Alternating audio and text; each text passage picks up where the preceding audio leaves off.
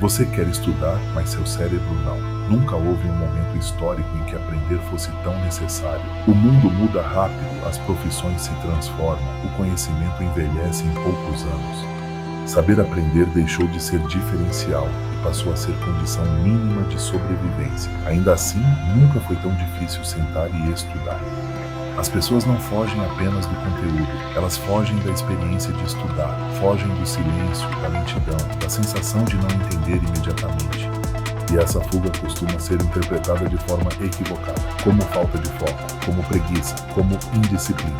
Mas o cérebro não funciona a partir de julgamentos morais, ele funciona a partir de avaliação de custo e risco. Quando alguém se senta para estudar, o cérebro faz uma pergunta silenciosa: isso é seguro ou perigoso? Isso vale a energia que vai consumir? Se a resposta implícita for negativa, a fuga começa antes mesmo da consciência perceber. É por isso que, em poucos minutos, surge a vontade de checar o celular, arrumar a casa ou levantar para pegar água. Não é distração aleatória, é uma tentativa automática de escapar de algo que o cérebro passou a interpretar como ameaça. A grande contradição é que, racionalmente, a pessoa sabe que estudar é importante, mas o cérebro não responde ao longo prazo, ele responde ao agora. E no agora, estudar costuma estar associado a esforço sem recompensa imediata, medo de falhar, comparação e cobrança interna. Esse conjunto cria um ambiente interno hostil para o aprendizado. O cérebro não entra em modo de curiosidade, ele entra em modo de defesa. Existe uma ilusão moderna de que aprender é apenas consumir informação, assistir aulas, ler textos, grifar frases importantes. Isso cria uma sensação momentânea de progresso, mas não cria memória sólida. Quando chega o momento de usar o conhecimento, a sensação é de vazio, como se tudo tivesse sido apagado. Esse vazio não é falha de memória, é falha de consolidação. O cérebro não entendeu que aquela informação era importante o suficiente para ser guardada. O que muitas pessoas não percebem é que o cérebro só investe energia em consolidar aquilo que ele acredita que será necessário no futuro. E ele avalia isso a partir do esforço de recuperação, não da exposição passiva. Quando tudo está sempre disponível para ser relido, o cérebro aprende que não precisa guardar. Ele terceiriza a memória para o ambiente. Aprender, nesse contexto, vira apenas familiaridade, não domínio. Outro ponto pouco discutido é o excesso de expectativa em relação ao foco. Existe a crença de que estudar bem significa manter a atenção contínua por longos períodos.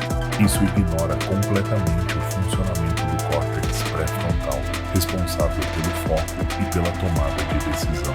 Essa região se esgota rápido, principalmente quando a pessoa já está cansada emocionalmente. Forçar longas maratonas de estudo não treina foco, treina aversão. Cada tentativa frustrada reforça a ideia de que estudar é pesado, difícil e frustrante.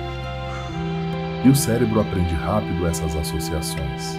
Com o tempo, o simples ato de abrir o material já ativa desconforto físico, a respiração muda, a tensão aumenta.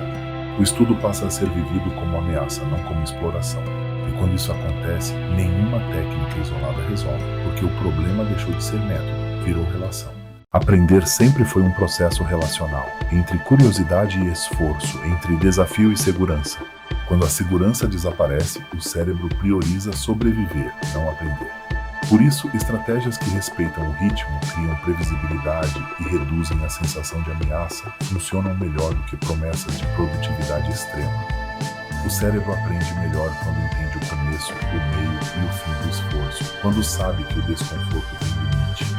Há também um fator raramente mencionado: identidade. O cérebro aprende por repetição, mas também por evidência. Cada pequena experiência bem-sucedida envia um sinal silencioso. Isso é possível. Com o tempo, esses sinais constroem uma narrativa interna, a ideia de que estudar faz parte de quem a pessoa é.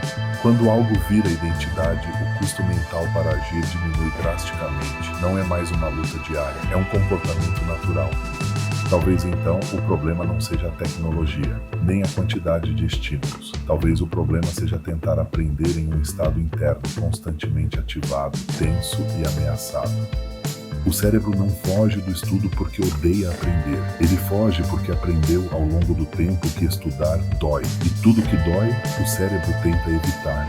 Ferramentas mudam, métodos evoluem, mas aprender nunca foi sobre força bruta, sempre foi sobre criar condições internas para que o cérebro colabore.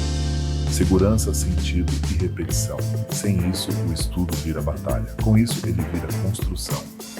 Se você busca entender o comportamento humano para além das explicações fáceis, com mais contexto e menos ruído, este é o Contexto em Entrelinhas.